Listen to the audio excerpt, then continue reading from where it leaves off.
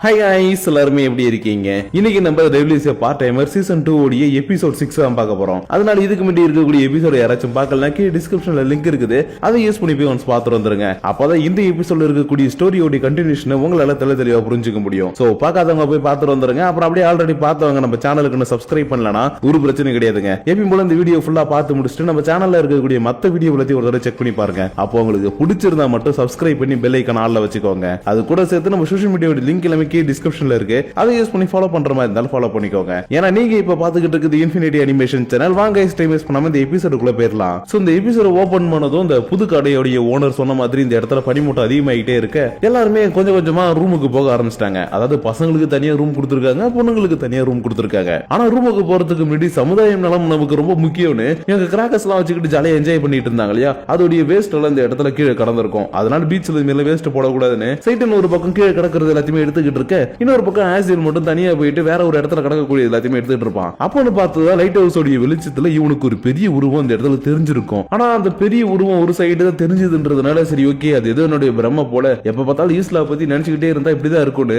மத்தவங்க எல்லாரையும் அனுப்பி வச்சுட்டு இவனும் சைட்டனும் ரூமு கிட்ட வந்துட்டாங்க. ஆனா என்ன இவங்களுக்கு முன்னாடி என்ன இருக்குதுன்னு கூட தெரியாத அளவுக்கு மூடு பண்ணி இருக்கிறதுனால எப்படி ஒரு வழியை நம்ம சீக்கிரமா வந்துட்டோன்ற மாதிரி பேசிக்கிட்டு இருக்கும்போது இன்னொரு பக்கம் ரூமுக்கு போனோம் சீக்கோ கிட்டது நாங்க சேஃபா வந்து ரீச் ஆயிட்டோம்னு ஒரு மெசேஜ் வருது. ஆனா இது கூடவே அவ அனுப்பின இன்னொரு மெசேஜ் பார்க்கும்போது தான் இவனுக்கு கொஞ்சம் சந்தேகமா இருக்குது. என்னன்னா இவன் கிராக்கர்ஸோட வேஸ்ட் எல்லாத்தையும் எடுத்துட்டு இருந்தா இல்லையா, அப்ப இந்த ஓனர் மட்டும் எனக்கு ஒரு சின்ன வேலை இருக்குதுப்பா, அதை போய் நான் முடிச்சுட்டு வந்துட்டு இவங்க கூட சேர்ந்து நான் ரூமுக்கு போயிடுறேன், நீங்க இது எல்லாத்தையும் எடுத்துட்டு போய் டஸ்ட்பின்ல போட்டு ரூமுக்கு போயிடுங்கன்ற மாதிரி சொல்லிட்டு கிளம்பி போனாங்க. அதனாலதான் ஓனர் உங்க கூட இருக்காங்களா இல்ல வேற எங்கேயாவது போயிட்டாங்களான்ற மாதிரி அவ மெசேஜ் அனுப்பி இருக்கிறத பார்த்ததும் இவனுக்கு கொஞ்சம் சந்தேகமா இருக்குது. ஏன்னா அந்த ஓனர் லேடி சொன்ன மாதிரி வெளியில ஒரு இடத்துக்கு போயிட்டு வந்துட்டு அவங்க கூட ஜாயின் பண்ணி தான் போயிட்டு இருந்திருக்காங்க. ஆனா பாதியிலேயே காணாம போயிட்டாங்க இல்லையா, அதனாலதான் அவங்க பொண்ணுங்க கூட தானே தங்குறேன்னு சொன்னாங்க. வேற எங்க போயிருப்பாங்க? ஒருவேளை அந்த ஓனருக்கு இந்த ஊர்ல ஏதாவது வீடு இருக்கோ அப்படின்ற மாதிரி இவங்க யோசிச்சுக்கிட்டு இருக்கும் போதே சடனா இந்த இடத்துல சங்க சத்தம் கேட்கவும் ஐயோ ஆத்தாடின்ற மாதிரி இவங்க மூணு பேருக்கும் தூக்கி வாரி போட்டுடுச்சு. ஏன்னா இவங்க உலகத்துல சங்க சத்தனாலே போர் தானே, அதனாலதான் அந்த சாதாரண சைரன் சத்தத்தை கேட்டு இவங்க மூணு பேருமே பயந்துகிட்டு இருக்கும் போது ஆசியலுடைய கண்ணுக்கு மட்டும் திரும்ப அந்த உருவம் தெரிய ஆரம்பிக்குது. அது மட்டும் இல்லாம அந்த உருவம் ரொம்ப பக்கத்துல வேற வர ஆரம்பிக்குது.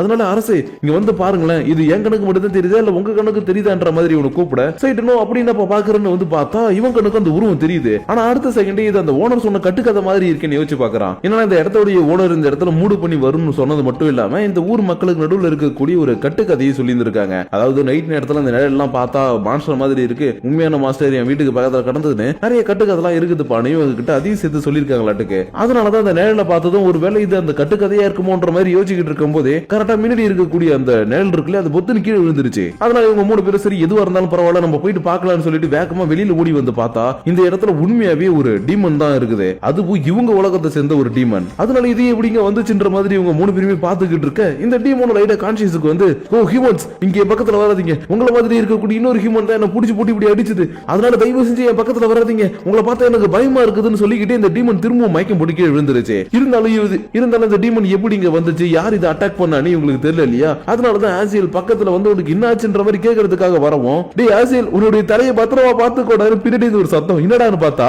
இவனுக்கு பின்னாடி ஒரு ஹியூமன் டீமன் கையில கத்தியோட வந்து நிக்குது. ஆனா இது எடுத்த உடனே உங்களை அட்டாக்லாம் பண்ணல, அதுக்கு பதிலா கிரீப்பி ஹியூமன்ஸ் உங்களை பார்த்தாலே எனக்கு வெறுப்பா இருக்குடா, இப்பதான் ஒரு ஹியூமன் கிட்ட சண்டை போட்டுட்டு வந்தேன், அதுக்குள்ள இங்க ஒரு 3 ஹியூமனா என்னால தாங்க முடியலன்ற மாதிரி இவங்களை பத்தி கேவலமா பேசவும் ஆசியல் டக்குனு கோவப்பட்டு ஏய் வாய மூடி, யார பத்தி என்ன பேசிக்கிட்டு இருக்க, நாங்களாம் யாருன்னு உனக்கு தெரிஞ்சது, நீ இப்படி பேச மாட்டேன்ற மாதிரி கத்திக்கிட்டே இருக்க, நீ இந்த உலகத்துல எவ்வளவு பெரிய ஆளாவனா இருந்துக்கோ, ஆனா என்ன பொறுத்த வரைக்கும் நீங்க ஹியூமன்ஸ் என் கையில தான் சாவ போறீங்கன்ற மாதிரி சொல்லிக்கிட்டு இருக்க. சைட்டனும் சரி ஓகே சண்டை போடாதீங்க எது வந்தாலும் பேசி தீர்த்துக்கலான்னு இவங்களுடைய லாங்குவேஜ்ல பேசுறான். அதாவது ஈஸ்லால பேசக்கூடிய லாங்குவேஜ் இருக்கு இல்லையா, அந்த லாங்குவேஜ்ல பேசவும் ஹேய் ஒரு நிமிஷம் நீங்க எல்லாருமே மனுஷங்க தானே, அப்படி இருக்கும்போது எங்களுடைய பாஷையை எப்படி உங்களால தெளிவா பேச முடியுதுன்னு கேட்கவும் சரி ஓகே நாங்க யாருன்றத சொல்றோம்னு சைட்டன் தான் யாருன்றத சொல்ல வந்திருப்பான். ஆனா அதுக்குள்ள வானத்துல இருந்து வந்த ஒரு மிகப்பெரிய சூறாவளி இதை புடிச்சு அப்படியே இழுத்துட்டு போயிடுது. ஏன் திரும்ப அந்த சூறாவளி உங்களை அட்டாக் பண்ண வரவும் இவங்க எல்லாருமே கீழே படுத்து அந்த சூறாவளி தப்பிச்சிட்டாங்க. ஆனா இது எப்படி இந்த இடத்துல உருவாகுது, டீமன்ஸ் எதுக்காக இந்த இடத்துக்கு வராங்க, யார் இவங்களை அட்டாக் பண்றான்னு இவங்களுக்கு சுத்தமா தெரியல இல்லையா, அதனால என்னடா நடக்குதுன்ற மாதிரி யோசிச்சுக்கிட்டு இருக்கும் போது இவங்களுக்கு மேல இருந்து ஒரு வெளிச்சம் வர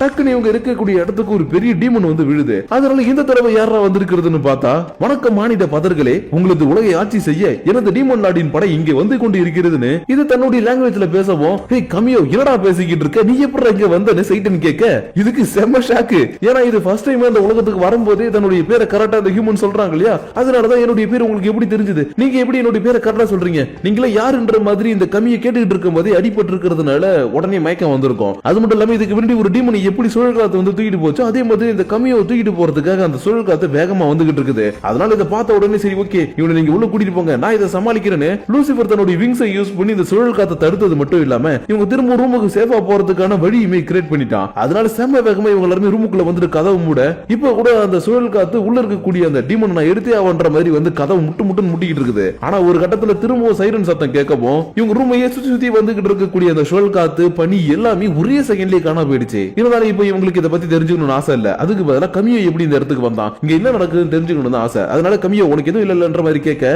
எனக்கு எதுவும் அவ்வளவுதான், இருந்தாலும் என்னுடைய பேர் எப்படி உங்களுக்கு தெரியுதுன்னு எனக்கு தெரியல, அதனால நீங்க யாரு எனக்கு ரொம்பவே குழப்பமா இருக்குதுன்ற மாதிரி இது கேட்கவும் ஹேய் உன்னுடைய குழப்பத்தை நான் தீர்த்து வைக்கிறேன். லூசிபர் தன்னுடைய விங்ஸை வெளியில கொண்டு வர ஒரு நிமிஷம் நீங்க லூசிபர், அது மட்டும் இல்லாம உங்களுக்கு பக்கத்துல நிக்கிறவரை பார்க்கும்போது நம்ம ஆர்மி ஜெனரல் ஆசியல் மாதிரி இருக்குது. அப்புறம் கடைசியா இவருடைய டீமன் லார்ட் சைட்டன், இது நீங்க தானே, நீங்க என்ன பண்ணிட்டு இருக்கீங்கன்ற மாதிரி இந்த கமியோ அழுதுகிட்டே இருக்கவும் சரி ஓகே கமியோ இதுக்கப்புறம் நீ அழுவாத, நான் தான் இங்க இருக்கேன்ல. அது மட்டும் இல்லாம எனக்கு இப்போ ஒரு சின்ன சந்தேகம், நீ ஜப்பான்ல என்ன பண்ணிக்கிட்டு இருக்க, இந்த உலகத்துக்கு நீ எப்படி வந்தன்ற மாதிரி கேட்க ஃபர்ஸ்ட் ஆஃப் ஆல் என்ன மன்னிச்சிருங்க கிங் சைட்டன், எனக்கு என்ன பண்றதுன்னு தெரியல, நீங்க அங்கிருந்து காண போயிட்டீங்களா, அதனால என்னுடைய டீமனுடைய ஃபோர்ஸை வச்சுக்கிட்டு நானும் உங்களுக்கு எங்க தேடினேன், ஆனா நீங்க கிடைக்கவே இல்ல. அந்த சமயத்துல தான் ஒரு ஹியூமன் எங்க கிட்ட வந்து சீக்ரெட் ஷாட்னு ஒன்னு இருக்குது, அதை கண்டுபிடிச்சா டீமன் லாடி கண்டுபிடிக்கலாம், அதே நேரத்தில் ஈஸ்லாவி ஆளுலன்னு எங்க கிட்ட ஒரு விஷயத்த சொன்னா, அதை நம்பிக்கிட்டு தான் நாங்க எல்லாருமே அந்த சீக்ரெட் ஷாட்டை கண்டுபிடிக்கிறதுக்காக இந்த உலகத்துக்கு வந்தோம். இருந்தாலும் உங்களை இந்த இடத்துல பார்த்ததுல எனக்கு ரொம்பவே சந்தோஷம் இருக்கு, இது போதும் எனக்குன்ற மாதிரி இது சொல்லிக்கிட்டு இருக்கும்போது இவங்க எப்படி இந்த உலகத்துக்கு வரும்போது பவர் எல்லாம் குறைஞ்சு நார்மலான ஹியூமன் மாதிரி மாறினாங்களோ அதே மாதிரி தான் இந்த கமியோ டீமனோட பவரும் குறைஞ்சு நார்மலான ஒரு குட்டி காக்கா மாதிரி மாறி தூங்க ஆரம்பிச்சிருச்சு. ஏன்னா இந்த டீமன் வரும்போது யாரும் இதை அட்டாக் பண்ணியிருந்தாங்க இல்லையா, அதனாலதான் அந்த அட்டாக் உடைய வலி அப்புறம் இந்த காக்காவை மாறினதுனால நிம்மதியா அதை தூங்கிட்டு இருக்க இவங்களும் அப்படியே நைட்டு படுத்து தூங்க ஆரம்பிச்சிட்டாங்க. ஆனா மறுநாள் காலையில சரியா ஒரு 5 மணிக்கெல்லாம் ஒரு போன் கால் வருது. யாரான்னு எடுத்து பார்த்தா அடுத்த செகண்டே இவங்க 3 பேரும் வெளியில வந்து நின்றுட்டு இருக்காங்க. ஏன்னா கால் பண்ணது இந்த ஓனர் லேடி தான். அது மட்டும் இல்லாம இவங்க எதுக்கு காலங்காத்தால இந்த இடத்துக்கு வர சொல்லிருக்காங்கன்னா இந்த சன்செட் ஆகுறது சன்ரைஸ் ஆகுறதுலாம் கடல்ல பார்க்கறதுக்கு சூப்பரா இருக்கும் இல்லையா, அதனாலதான் இன்னைக்கு நம்ம சன்ரைசிங்கோட இந்த வேலையை எல்லாத்தையுமே ஆரம்பிக்க போறோன்ற மாதிரி சொல்லிக்கிட்டு இருக்கும் போது சைட்டன் கமியோ டீமனை பத்தின விஷயத்தை எல்லாத்தையுமே நினைச்சு பார்க்கறான். ஏன்னா சைட்டன் ஈஸ்லாவில இருக்கும்போது அவனுக்கு கீழே 4 தளபதிகள் இருந்தாங்கன்னு சொன்னா இல்லையா, அந்த 4 தளபதிகள் ஒரு தளபதி தான் இந்த கமியோ டீமன். அது மட்டும் இல்லாம இருக்கிறதுல ரொம்பவே புத்திசாலியான ஒரு டீமன்னாலும் இந்த கமியோ தான். ஏன்னா கமியோடைய ஸ்ட்ராட்டஜியை ஃபாலோ பண்ணி தான் ஈஸ்லாவை மொத்தமாவே இவன் டேக் ஓவர் பண்ணான். அதனாலதான் என்னுடைய புத்திசாலியான தளபதியான கமியோவே ஒருத்தன் ஏமாத்தி இந்த உலகத்துக்கு அனுப்பி இருக்கானா, அவன் யாரா இருப்பான்ற மாதிரி யோசிச்சுக்கிட்டே இருக்க கொஞ்ச நேரத்துல இவங்களுடைய கடைக்கு வர வேண்டியவங்கள வர ஆரம்பிச்சிட்டாங்க. அதாவது இந்த சம்மர் வெக்கேஷன் என்ஜாய் பண்றதுக்காக மக்கள் வருவாங்க இல்லையா, அந்த மாதிரி இந்த இடத்துல எக்கச்சக்கமான மக்கள் வரவும் இவங்க 3 பேரும் ஓனர் கூட சேர்ந்துக்கிட்டு கொடூரமா வேலை செய்யறாங்க. ஆனா என்ன இவங்களால கரெக்டா சாப்பாடு கொடுக்க முடியல, வந்தவங்கள சரியா கவனிக்க முடியல, அந்த அளவுக்கு எக்கச்சக்க பேர் இன்னைக்குன்னு பார்த்து இந்த இடத்துக்கு வந்துகிட்டே இருக்காங்க. அதனால என்ன பண்றதுன்ற மாதிரி இவங்க யோசிச்சுக்கிட்டு இருக்கும் போது தான் சரி ஓகே நாங்க ஹெல்ப் பண்றோம்னு இந்த இடத்துக்கு அந்த மத்த 3 பேர் வந்துட்டாங்க. அதாவது நம்ம எமிலியா சூசனோ சீகோ இவங்க 3 பேரும் ஸ்விம்மிங் சூட்டை போட்டுக்கிட்டு நாங்க ஹெல்ப் பண்றோம்னு எல்லாருக்குமே வந்து பக்காவா ஹெல்ப் பண்ணிக்கிட்டு இருக்க. சைட்டன் மட்டும் எமிலியாவை புடிச்சுக்கிட்டு எங்கடி என்னுடைய குழந்தைன்ற மாதிரி கத்திக்கிட்டு இருக்கான். ஏன்னா அலாஸ் ராமோஸ் இவங்க கூட தானே இருந்தா, அதனால தான் எங்களுடைய குழந்தைன்ற மாதிரி கேட்கவும் ஹே மறந்துட்டே என்ன அவதான் சோடா மாறிட்டால, அதனால இப்ப அவ சோடா மாதிரி தூங்கிட்டு இருக்கா, அதனாலதான் உனக்கு இப்ப நாங்க ஹெல்ப் பண்ண வந்திருக்கோம்னு சொல்லுவோம். ஆமால நான் மறந்துட்டேன், சரி ஓகே நீங்க ஹெல்ப் பண்ணுங்கன்னு இவங்க எல்லாருமே சேர்ந்து இந்த இடத்துல ஒர்க் பண்ணிக்கிட்டு இருக்க. ஆன்சியல் மட்டும் நேத்திக்கு நடந்த அட்டாக் ஒரு வேலை கேப்ரியல் பண்ணிருப்பானான்ற மாதிரி கேட்டுக்கிட்டு இருக்கான். ஏன்னா ரீசெண்ட் டேஸா இவங்களுக்கு குறைச்சல் கொடுத்துட்டு இருக்குது எல்லாமே கேப்ரியல் தானே, அதனாலதான் நேத்திக்கு இந்த உலகத்துக்கு வந்த டீமன்ஸ் போட்டு தள்ளுறதுக்காக கேப்ரியல் வந்திருப்பானான்ற மாதிரி கேட்கவும் இல்லப்பா அவன் வந்திருக்கிறதுக்கு வாய்ப்பே கிடையாதுன்ற மாதிரி சொல்லிட்டான். ஏன்னா நேத்திக்கு கமியோ மட்டும் இல்ல கூட வந்த அந்த 2 டீமன்ஸும் எங்களுக்கு ஹியூமன்ஸ் தான் அட்டாக் பண்ணாங்கன்ற மாதிரி சொன்னாங்க இல்லையா, அதனாலதான் அவங்க இதை பண்ணிருக்கிறதுக்கு வாய்ப்பு இல்ல பண்ற மாதிரி சொல்லிட்டு இவன் இன்னொரு ஹியூமனை பத்தி யோசிச்சு பார்க்கறான். அதாவது ஆரம்பத்துல இருந்தே இவங்க விஷயத்துல தலையிடக்கூடிய ஒரு ஹியூமன் யாரு, ஃபாதர் ஆர்பா. அதனால ஃபாதர் ஆர்பாவுக்கும் இதுக்கு ஏதாவது தொடர்பு இருக்குன்ற மாதிரி இவன் யோசிச்சுக்கிட்டே இருக்கக்கூடிய வேலையை எல்லாத்தையுமே செஞ்சு முடிக்க இவனுக்கு செம்ம டயர்டா இருக்குது. இதுக்கு ஏத்த மாதிரி தான் ஜீகவும் இதை குடிங்க எல்லாம் சரியாயிடுன்னு ஒரு ஜூஸ் எடுத்து கொடுக்கவும் நம்ம மேல அக்கறை படுறதுக்கு ஒருத்தவங்க இருக்கிறதுனால தான் இருக்குதுன்னு ஜூஸ் வாங்கி குடிச்சிட்டு இருக்கும் போதே உனக்கு ரொம்ப தேங்க்ஸ் பண்ணு சொல்லிக்கிட்டு இருக்கான். ஏன்னா இவங்க இன்னைக்கு வரலன்னா இந்த இடத்துல எதுவுமே பண்ணிருக்க முடியாது இல்லையா, அதனாலதான் நீ எங்களுக்கு வந்து ஹெல்ப் பண்ணதுக்கு ரொம்பவே தேங்க்ஸ் பா. அது மட்டும் இல்லாம உன்னோட ட்ரெஸ் எல்லாம் சூப்பரா இருக்குன்ற மாதிரி சொல்லவும் என்னோட ட்ரெஸ் நல்லா இருக்கான்ற மாதிரி இவ சிரிச்சுக்கிட்டு இருக்க. கரெக்டா இந்த இடத்துக்கு ஓனர் வந்துட்டு இங்க பாருப்பா நீ ஜீகோவை மட்டும் பாராட்டுறது தப்புப்பா, இவ கூடவே சேர்ந்து அவங்களும் தானே ஹெல்ப் பண்ணாங்க, அதனால அவங்களுக்கும் தேங்க்ஸ் சொல்லுப்பான்ற மாதிரி சொல்லவும் இவனும் வேண்டாம் வேறுப்பா ரொம்ப தேங்க்ஸ் இங்க தேங்க்ஸ் சொல்ல. அரசே என்ன பண்றீங்க அரசே, பொண்ணுங்கள்ட்ட இந்த மாதிரி எல்லாம் தேங்க்ஸ் சொல்லக்கூடாது, அதை அவங்க ஏத்துக்கவும் மாட்டாங்க. ஏன்னா பொண்ணுங்க ஏதாவது நம்மளுக்கு ஒரு ஹெல்ப் பண்றாங்கன்னா அவங்க நம்ம கிட்ட இருந்து பெருசா எதிர்பார்க்கறது எல்லாமே ஹே நீ சூப்பரா பண்ணப்பா நல்லா பண்ணப்பா அப்படின்ற ஒரு அப்ரிசியேஷனும் ஒரு சின்ன தேங்க்ஸும் தான். அதனால இவங்க கிட்ட வேண்டாம் வேறுப்பா நீங்க தேங்க்ஸ் சொல்றதுக்கு பதிலா கொஞ்சம் அன்போட சிரிச்சுக்கிட்டே தேங்க்ஸ்னு சொல்லுங்க, அப்பதான் இவங்களை நம்ம பின்னாடி யூஸ் பண்ணிக்க முடியும்னு சொல்லவும் ஒய்யால எங்களை பார்த்தா உனக்கு எப்படா தெரியுதுன்னு எம்லியா ஒரு ஸ்கூனை வச்சு மடியிலே குத்தி இவனை மயக்கமாக்கிட்டா. அதுக்கப்புறம் கொஞ்ச நேரம் கழிச்சு எம்லி ஏதாவது ஜூஸ் போட்டு குடிக்கலான்றதுக்காக ஐஸ் கட்டி எல்லாத்தையுமே உடைச்சுக்கிட்டு இருக்கும்போது பக்கத்துல உட்காந்துட்டு இருக்க லூசி வரும். எப்பா உனக்கும் அந்த ஃபாதர் ஆர்பாவுக்கும் ஏதாவது தொடர்பு இருக்குதான்னு கேட்க, டேய் என்ன பார்த்து என்னடா கேக்குறன்ற மாதிரி கையில வச்சிருக்கிறத வச்சு குத்த வரவும், இல்லப்பா நான் அப்படி கேட்கல, நானு அவருக்கும் இப்போ உனக்கு ஏதாச்சும் டீலிங் இருக்குதான்னு கேட்டேன். ஏன்னா ரீசெண்ட் டேஸா இப்ப நம்மள சுத்தி நடந்துகிட்டு இருக்கக்கூடிய விஷயங்களை வச்சு பார்க்கும்போது அந்த ஃபாதர் ஆர்பாவுக்கும் நடக்கக்கூடிய விஷயங்களுக்கும் ஏதோ சம்பந்தம் இருக்கிற மாதிரி எனக்கு தோணுது. ஏன்னா அந்த ஃபாதர் ஆர்பா என்ன ஃபர்ஸ்ட் டைம் மீட் பண்ண அன்னைக்கு என்கிட்ட ஒரு ட்ரம் கார்டு இருக்குது, அதை யூஸ் பண்ணி என்னால உன்னை திரும்பவும் சொர்க்கத்துல இருக்கக்கூடிய ஒரு ஏஞ்சலா மாத்த முடியும்னு சொன்னான். அதனாலதான் நான் அவன் கூட சேர்ந்துக்கிட்டு நிறைய விஷயங்களை பண்ண ஆரம்பிச்சேன். ஆனா அன்னைக்கு எனக்கு அவன் சொன்ன அந்த ட்ரம் கார்டு விஷயம் புரியல,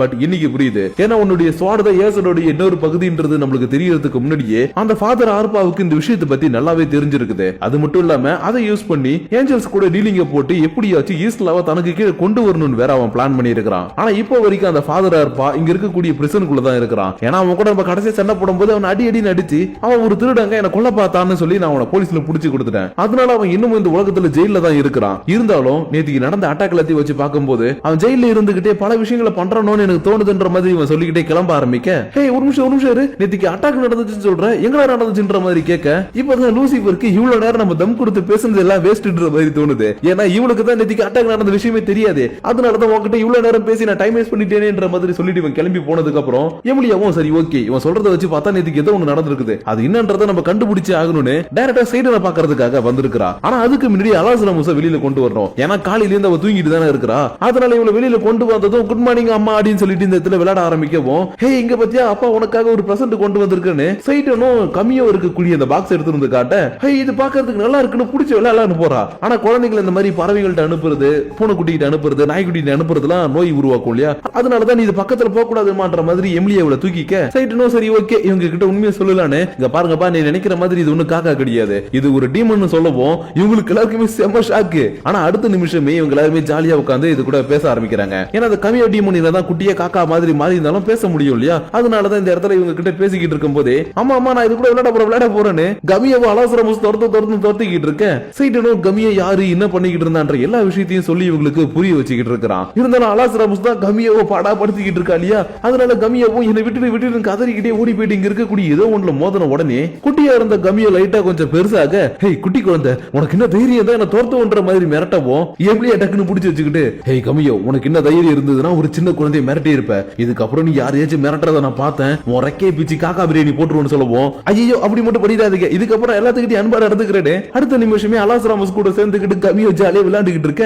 இப்பதான் சைட்டனும் நேத்திக்கு நடந்த அந்த அட்டாக்க பத்தின விஷயத்தை எல்லாத்தையுமே இவங்க கிட்ட சொல்ல ஆரம்பிக்கிறான். ஏன்னா நேத்திக்கு டீமன்ஸ் இங்க வரும்போது ஏதோ ஒரு ஹியூமன் போய் அட்டாக் பண்ணி இருக்கிறான். அது மட்டும் இல்லாம அந்த சங்கு சத்தம் கேட்ட உடனே எல்லாமே மறைஞ்சு போயிடுச்சு இல்லையா, அதனாலதான் நேத்திக்கு நடந்தது எல்லாத்தையுமே இவங்கள்ட்ட டீடைலா சொல்லிட்டு நீங்க இருக்கக்கூடிய இடத்துல இந்த மாதிரி ஏதாச்சும் நடந்துச்சான்ற மாதிரி கேட்டுட்டு இருக்கும் போதே கமியாவும் ஒரு நிமிஷம் இருங்க நீங்க இவங்க யாருன்னு எனக்கு அறிமுகப்படுத்தி வைக்கல, நீங்க மட்டும் பேசிக்கிட்டு இருக்கீங்களே என்ற மாதிரி கேட்க, சைட்டனும் இங்க பாருப்பா இவ இருக்கா இல்லையா இவளுடைய பேரு ஜிகோ, இவ அந்த உலகத்துல எனக்கு ரொம்பவே நம்பிக்கையானவ, எல்லா விஷயத்தையும் எனக்காக பார்த்து பண்ணுவான்ற மாதிரி சொல்லவும், ஓ மை லேடி நீங்க என்னுடைய அரசருக்காக நிறைய விஷயங்களை பண்ணிருக்கீங்க அதனால உங்களுக்கு ரொம்பவே தேங்க்ஸ் கமியோ தேங்க்ஸ் சொல்லிட்டு இருக்கும்போது சைட்டன் இதோ பக்கத்துல உட்கார்ந்திருக்காங்களே குழந்தையோட இவங்க தான் ஹீரோன்னு சொல்லவும் கமியோ தூக்கி வாரி போடுது. ஏன்னா ஹீரோ இவங்க உலகத்துல எந்த மாதிரி அட்டகாசம் பண்ணாங்கன்னா இவங்களுக்கு நல்லாவே தெரியும் இல்லையா, அதனாலதான் கமியோ கொஞ்சம் ஷாக் ஆனதும், அரசே இதுக்காக இவங்க கூட சேர்ந்து வேலை பாக்குறீங்க இவங்க நம்ம எதிரின்னு சொல்லிக்கிட்டு இருக்க, எனக்கு அது நல்லாவே தெரியும்பா என்ன பண்றது பக்கத்துல இருக்க வேண்டிய ஒரு சூழ்நிலை, அதனால நாங்க ரெண்டு பேரும் ஒன்னா தான் இங்க இருக்கிறோம், மத்தபடி ஈஸ்லாவில் இருக்கும்போது எப்படி நம்ம சண்டை போட்டுக்கிட்டு இருப்போமோ அதே மாதிரி தான் இங்கேயும் சண்டையை போட்டுக்கிட்டு எங்களுடைய வேலையை தனித்தனியா நாங்க செஞ்சுக்கிட்டு இருக்கிறோம், அதனால நீ எதை நினைச்சு கவலைப்படாத பண்ற மாதிரி சொல்லிட்டு